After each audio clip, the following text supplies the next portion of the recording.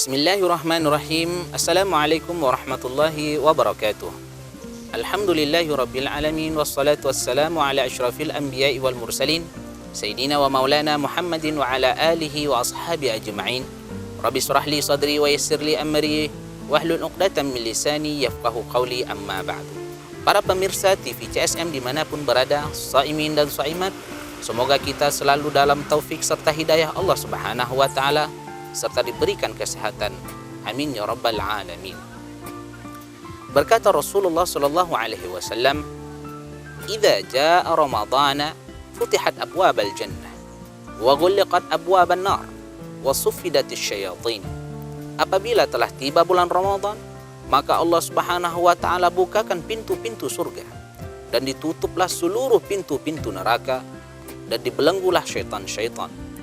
Artinya Allah Subhanahu wa ta'ala hanya muliakan bulan ini, bulan Ramadanul Karim, kepada umatnya Nabi Muhammad sallallahu alaihi wasallam agar dapat memasuki surganya Allah Subhanahu wa ta'ala.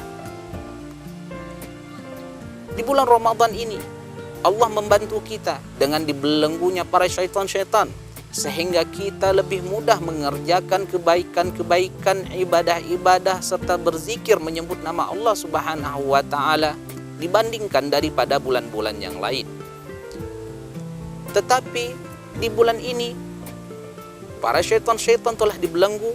Kita melihat bagaimana manusia ada yang masih gemar melaksanakan maksiat-maksiat, memandang dan membicarakan hal-hal yang tidak disukai oleh Allah Subhanahu wa ta'ala. Di hari bulan inilah kesempatan kita bermuhasabah, mengintrospeksi diri kita. Di manakah letak kita? Apabilalah kita masih gemar dengan sesuatu yang dibenci oleh Allah Subhanahu wa ta'ala, artinya kita sedang dijajah oleh hawa nafsu kita. Karena di bulan inilah yang kita melawan hawa nafsu. Ketika Allah Subhanahu wa ta'ala ciptakan malaikat, maka Allah Subhanahu wa ta'ala masukkan di dalamnya akal, tetapi tidak ada syahwatnya. Ketika Allah Subhanahu wa ta'ala ciptakan hewan, Allah masukkan syahwat tetapi tidak ada akalnya.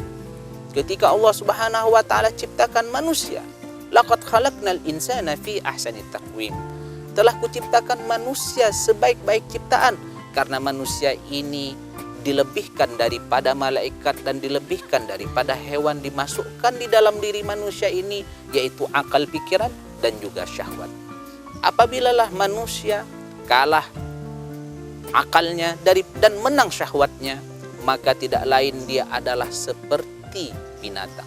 Tsumma radadnahu asfala safilin, kemudian kami lemparkan manusia ke serendah-rendah tempat, lebih jelek daripada hewan-hewan bagi mereka yang kalah melawan hawa nafsunya. Dan apabilalah mereka menang akalnya daripada syahwatnya, maka mereka tidak lain lebih baik daripada malaikat. Al-Imam Ghazali mengibaratkan, apabilalah manusia ini adalah sebuah negara dan badan ini, tubuh badan ini adalah wilayahnya, dan perdana menterinya adalah syahwat, dan rajanya adalah hati, dan penasehatnya adalah akal. Apabila seorang sedikit keilmuannya, tipis rohaninya, tipis keimanannya, maka dia akan dikuasai oleh perdana menterinya, diatur oleh perdana menterinya yang tidak lain adalah nafsu syahwat, maka itu akan membawa kepada kebinasaan dan kehancuran. Dan apabilalah sebuah negara dan seorang raja ini diatur dan selalu berembuk ataupun dia bertanya dengan penasehatnya, yaitu tidak lain akal, insya Allah dia akan selamat.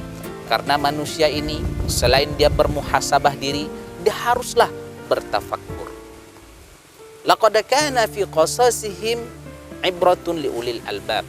Telah kami ceritakan kisah-kisah mereka sebelumnya adalah untuk ibrah, pembelajaran bagi orang-orang yang berakal. Orang yang berakal adalah orang yang berfikir lalulah mengerjakannya dan menjadikan segala sesuatu adalah sebagai pembelajaran. Di dalam Al-Quran telah disebutkan, A'udzubillahi minasyaitonirrajim, Bismillahirrahmanirrahim. Zuyina linnasi hubbus syahwati minan nisa'i wal banina wal qanatiril muqantarati minadh dhahabi wal fiddah wal an'ami wal khailil musawwamati wal an'ami wal harth. Dzalika mata'ul hayatid dunya. Telah dijadikan indah di pandangan manusia apa-apa yang disukainya dan dicintainya, itu nafsu syahwat kepada perempuan, kepada anak laki-laki, kepada harta yang banyak bertumpuk-tumpuk, minadz dzahabi wal fiddah, dari emas dan perak, dan kuda tunggangan, dan juga dengan binatang-binatang ternak dan tanah-tanah ladang yang luas. Dzalika mata'ul hayatid dunya, dan itu semuanya adalah perhiasan daripada dunia. Wallahu indahu husnul ma'ab. Dan Allah Subhanahu wa taala mempunyai tempat yang kembali yang lebih indah sekali. Ma'asyiral muslimin rahimani wa rahimakumullah. Di dalam Islam adalah agama yang kamil, yang sempurna, yang Allah Subhanahu wa taala telah menurunkan ayat terakhir kepada Nabi Muhammad sallallahu alaihi wasallam sebelum ia kembali ke hadirat Allah Subhanahu wa taala. Al-yauma akmaltu lakum dinakum. Hari ini telah aku sempurnakan bagi kalian agama kalian. Wa atmamtu ni'mati, dan aku telah cukupkan segala nikmatku. Wa raditu lakumul islami dina, dan aku telah ridai Islam sebagai agama. Islam tidak menyalahkan yang seseorang ini cinta kepada wanita, tidak menyalahkan cinta pada anak laki-laki, tidak menyalahkan orang yang cinta akan harta yang banyak dan juga dengan kuda-kuda pilihan dan semuanya perhiasan dunia ini.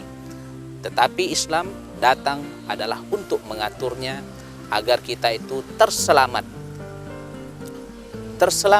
kehidupan di dunia sampai di akhirat nanti. Ma'asyiral muslimin rahimani wa rahimakumullah. Sebuah kapal dia tidak akan dapat berjalan apabila tidak ada air. Begitu jugalah manusia tidak akan bisa berjalan tanpa dunia. Tetapi jika air itu masuk ke dalam kapal itu, dunia masuk ke dalam hati seseorang itu, maka kapal itu akan karam. Kapal itu akan binasa dan hancur lebur. Maka itulah harta dunia, perhiasan dunia tidak lain adalah sebagai alat untuk kita melewati dunia yang fana ini, yang akhir, yang abadi adalah di akhirat nanti.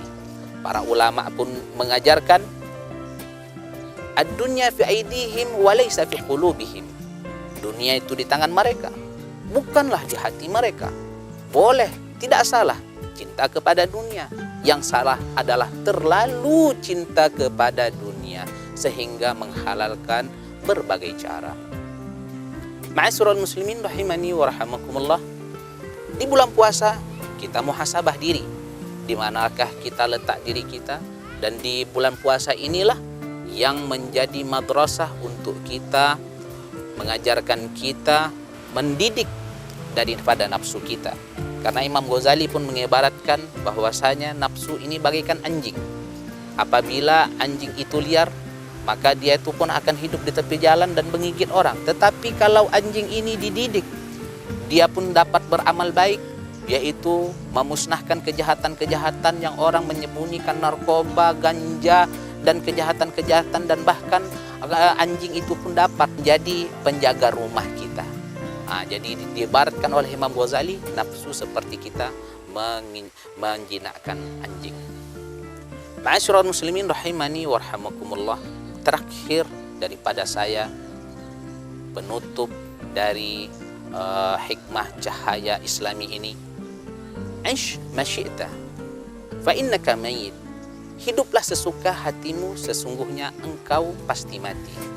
Wahbib man ahbabta fa innaka mufariquh. Dan cintailah siapa saja yang engkau cintai, sesungguhnya kalian pasti berpisah. Wa'mal ma syi'ta fa innaka laqiyah. dan kerjakanlah apa yang kalian suka, sesungguhnya engkau akan mendapatkan balasan di akhirat nanti. Jadi apabila kita mengerjakan kebaikan, kita dibalas baik. Apabila kita berbuat kejahatan, dibalas Allah Subhanahu wa taala yang jahat. Jadi kita sebelum untuk melangkah, kita harus tahulah di manakah tujuan daripada kita hidup ini. Barulah kita melangkah dan mengikuti orang yang sudah sukses perjalanannya hidup di dunia dan akhirat, agar kita menjadi orang yang selamat. Mudah-mudahan puasa ini dapat mendidik hati kita ke arah yang baik, mendidik hawa nafsu kita ke jalan Allah Subhanahu wa taala, dan muhasabah diri agar menjadi orang yang terbaik dan menjadi kelompok orang-orang yang tertakwa dan selamat di dunia akhirat. Mudah-mudahan puasa kita diterima oleh Allah Subhanahu wa taala. Selamat berbuka puasa. Subhanakallahumma wa bihamdika asyhadu an la ilaha illa anta astaghfiruka wa atubu ilaik. Assalamualaikum warahmatullahi wabarakatuh.